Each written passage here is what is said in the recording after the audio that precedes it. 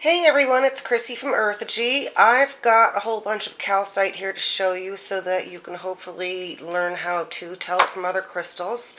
I've got raw blue calcite, which has really nice color, and I've got some blue calcite tumbles. These are a little bit lighter. And then we've got green calcite, which is this nice limey green color in it. And your orange calcite, which you could also call mango calcite. These are usually pretty consistent with this nice orangey color like papaya? Mango. I guess mangoes are this color. I haven't eaten one lately. Anyway, then we've got white calcite. This is plain white calcite, inexpensive, which looks like a lot of other stones. We're going to talk about that.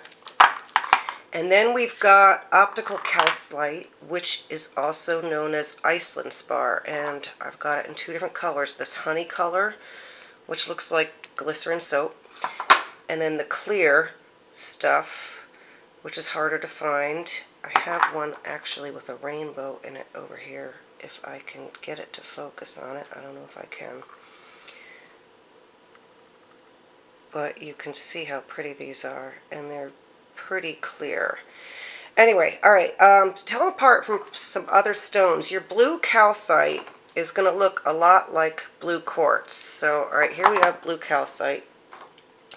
This is a raw blue quartz on the right. And I've had people scream at me, there's no such thing as blue quartz. Well, yes, there is, and it's quartz with inclusions of blue stuff, which is called, and no, I cannot pronounce it, dumortierite. That's how I'm guessing it's pronounced. Anyway, that's what the blue inclusions are in blue quartz. And a way you can tell the difference from calcite, if I pull up the tumbles, all right, these are calcite. This is blue quartz.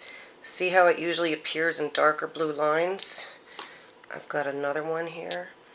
So these are the inclusions, and you don't really see them in the calcite coming up like that. So that's a good way to tell those two apart.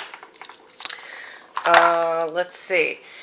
Now, your white calcite is going to look like a lot of other stuff. It kind of looks like raw rainbow moonstone, which I have here. Rainbow moonstone is often going to have tourmaline inclusions, and if you look back at one of the other videos I did, this is another piece. I don't know if I can get it on this video, but it has, there might be a little bit of it, this glow in it like a labradescence, which you will, if you look at the rainbow moonstone pieces on my website, the jewelry pieces, it gives off a blue glow. Your white calcite will not do that at all. It's just kind of plain and white. Now you can compare it to selenite. Selenite will often have these lines in it, which you may or may not be able to see on here. And then if you want to compare it to clear quartz, it's definitely not the same thing. Let me get a Iceland spar up here. Alright, this is your optical calcite. This is clear quartz. Your optical calcite, it's a softer stone, and it actually has kind of like mica, where it looks like you could chip it off of itself. Now, calcite only has a hardness on the Mohs scale of 3, which means it sucks for jewelry making. So this is why you're not going to see much calcite jewelry on the market, because it's just going to fall apart on you, you know, if you drop it once. So why the hell would anyone want to make that?